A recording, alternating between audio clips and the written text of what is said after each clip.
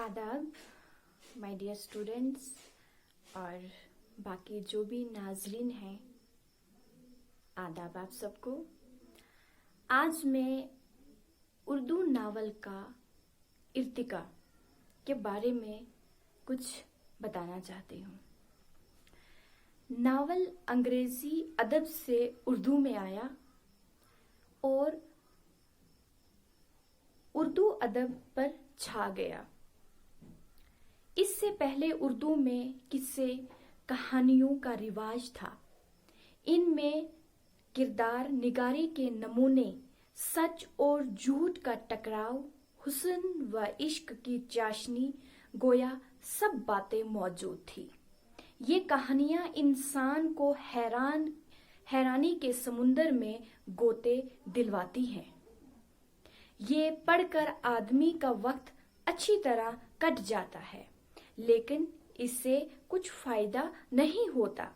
वो थोड़ी देर के लिए जिंदगी की परेशानियों को भूल जाता है, लेकिन उनसे छुटकारा पाने का कोई तरीका पा नहीं सकता।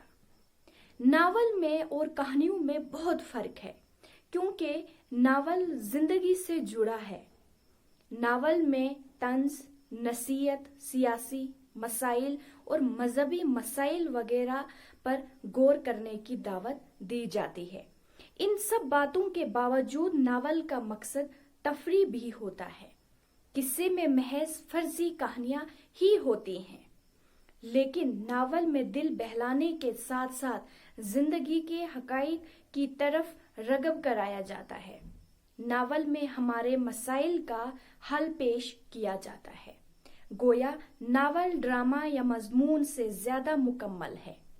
नावल पढ़े लिखे और महज़िब इंसानों की इजाद है।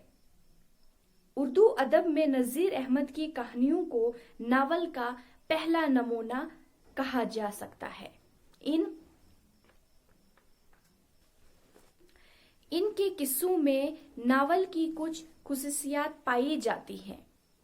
उन्होंने तालीमी और इखलाकी मकासद को सामने रखकर ये किस्से लिखे।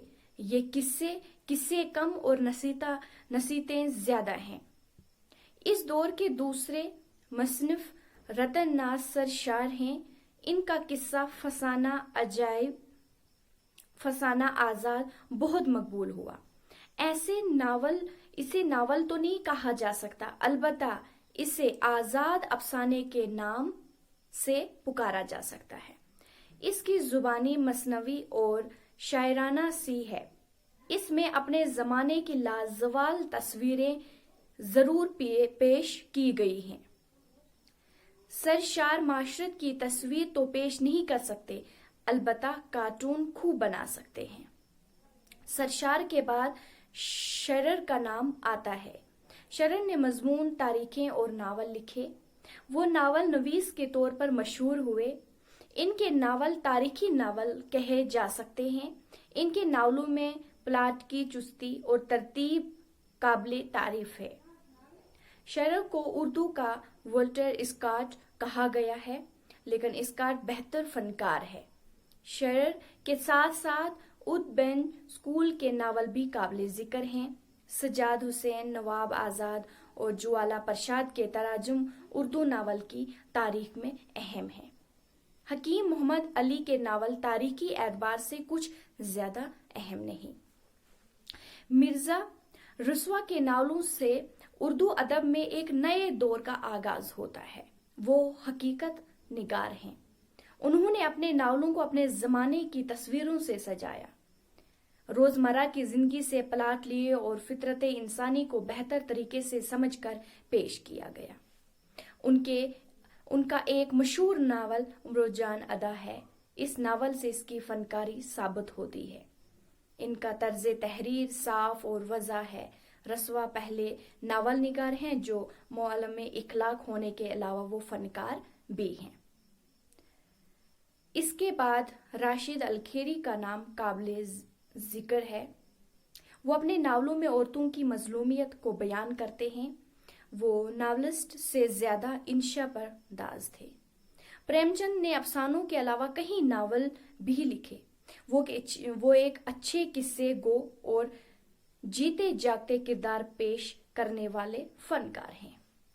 وہ انسانی فطرت سے واقف ہیں۔ ان کی تحریروں میں کسانوں کے جذبات اور دیہاتی زندگی کی تصویریں ملتی ہیں۔ جہالت، افلاس، بیماری، رسم و رواج کی برائیاں، امیر غریب کا فرق، غرض یہ تمام باتیں پریم چند کی ہاں ملتی جلتی ہیں۔ منشی پریم چند کے مطابق انسان نہ تو فرشتہ ہے اور نہ صرف شیطان، بلکہ ان میں دو خاصیتیں پائی جاتی ہیں۔ وہ اس پر بھی زور دیتے ہیں کہ انسان کی تقدیر اس کی سیرت ہے۔ کچھ لوگ کہتے ہیں کہ پریم چند امیر اور غریب کے درمیان بنی دیوار کو توڑنا نہیں چاہتے، بلکہ اس کو محض کم کرنا ہی کافی سمجھتے ہیں۔ پریم چند کی زبان ناہمور ہے۔ وہ فارسی فقروں کے ساتھ ساتھ ہندی الفاظ استعمال کرتے ہیں۔ وہ ہندی لکھتے لکھتے فارسی الفاظ اور جملے لکھنا شروع کرتے ہیں۔ مجموعی طور پر ان کے طرز تحریر میں سادگی اور جوش ہے۔ اگرچہ پریم چند نے اردو افسانے اور ناول کو فروغ دیا اور اب اردو میں اچھے ناول لکھے جا رہے ہیں، لیکن پھر بھی ہمارے ناول مغربی ناولوں کے مقابلے میں کافی پیچھے ہیں۔ ہماری حقیقت نگاری، فوٹوگرافی اور ہماری خیال آرائی داستان گوئی ہے۔